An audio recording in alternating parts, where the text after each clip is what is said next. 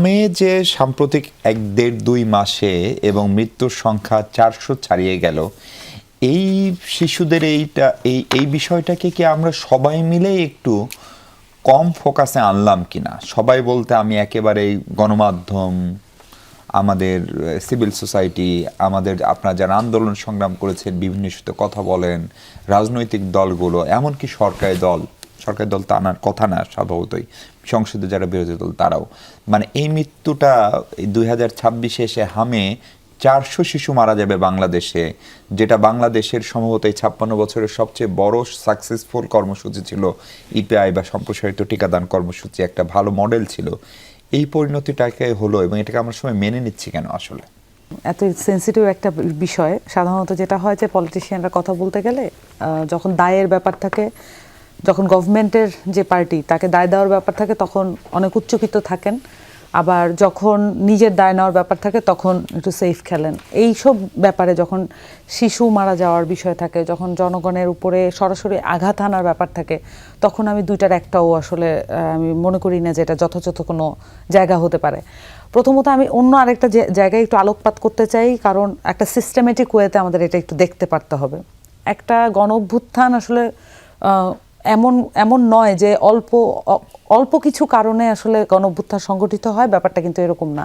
সার্বিক সকল খাতে নানান ধরনের অসামঞ্জস্য লক্ষ্য করার কারণেই এবং দিনের পর দিন মানুষের ভোগান্তির কারণেই কিন্তু আসলে ওই গণ অভ্যুত্থান যে রূপ ধারণ করেছে সেটা হয়েছিল।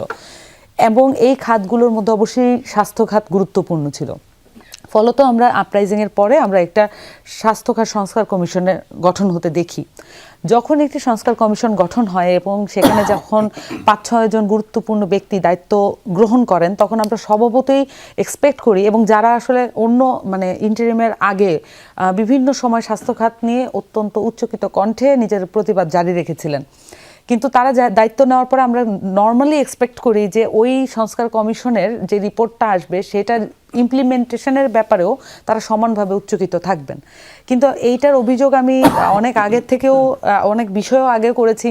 যেমন ধরেন সংবিধান সংস্কার কমিশন এবং দুদক এবং নির্বাচন ব্যবস্থা সংস্কার কমিশন, এই রিপোর্টগুলো নিয়ে যতটুকু খুবই মিনিমাম যতটুকু আলোচনাও আমরা করেছি, অন্যান্য খাতের সংস্কার রিপোর্টগুলো নিয়ে কিন্তু আমরা সেই আলাপগুলো করিনি। এটার ব্যর্থতা আমাদেরকে সকলকেই নিতে হবে।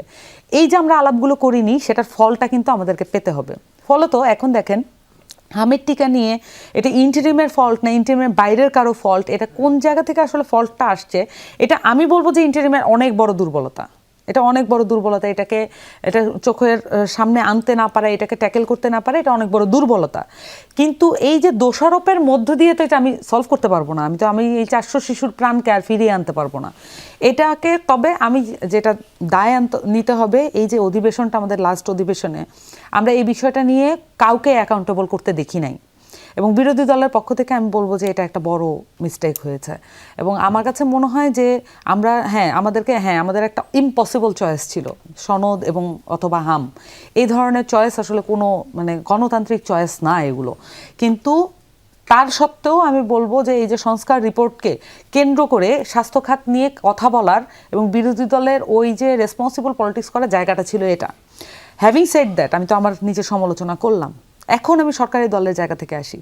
সরকারি দল এখানে স্বাস্থ্য মন্ত্রণালয় অবশ্যই একজন গুরুত্বপূর্ণ ব্যক্তিকে দিয়েছেন, যাকে আমরা সবাই চিনি, এবং স্বাস্থ্য খাতের সংস্কার নিয়ে তার যেই ভিশন সেটা কিন্তু আমরা অধিবেশনে মিস করেছি, আমরা দেখতে পাইনি, উনি বলেননি কিছু। জনগুরুত্বপূর্ণ খাত নিয়ে যখন আমরা আলোচনা দেখতে পাই না, সম্পূরক আলোচনার প্রস্তাবনাও তৈরি হয় না, তাই না? সেখানে সম্পূরক আলোচনা, সম্পূরক যে প্রশ্ন সেটা করারও কোনো স্পেস তৈরি হয় না। এটা একটা সার্বিক গণতান্ত্রিক সংকট।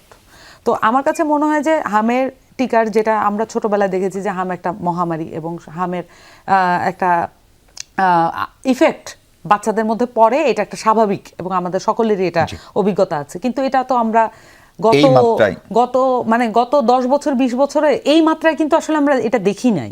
সো এইটার কেন প্রকোপটা হলো, সেটার জন্য ইমার্জেন্সি কি করা হয়েছে? আমরা কি এটা একটা ব্যবস্থা করতে পারতাম না? হাম সংক্রমণ যাতে না হয় সেজন্য একটা স্পেশাল বডি বা একটা স্পেশাল কোনো একটা কেয়ার ইউনিট বা একটা বিভাগীয় কোনো একটা জোন, আমরা তো জানি যে আমাদের বিভাগীয় হাসপাতালগুলো কাজ করে না। সো এইটাকে অগ্রাহ্য করে, এই হাসপাতালগুলোর কেয়ারকে অগ্রাহ্য করে তো আমরা আসলে স্বাস্থ্য খাতকে বিবেচনা করতে মানে পারি আপনি না। বলছেন সরকারও খানিকটা অগ্রাহ্য করেছে আগে। খানিকটা না, অনেক বড় মাত্রায় বড় এটা করে। অগ্রাহ্য, জি, কারণ হ্যাঁ, টুলস গুলো সব তার হাতেই আছে, প্রতিষ্ঠানগুলো তার হাতে আছে।